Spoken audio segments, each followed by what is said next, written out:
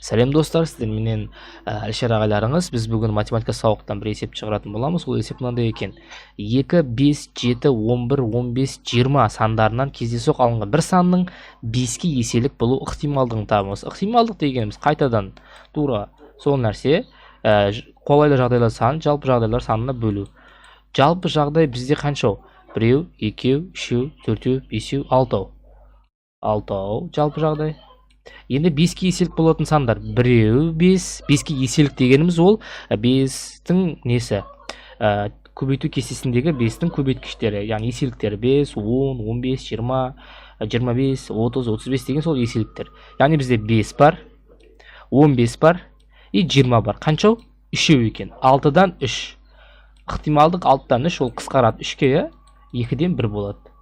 Сонда жауабы 2-ден 1. С жауабы 2-ден 1 болды. Түсінікті ма?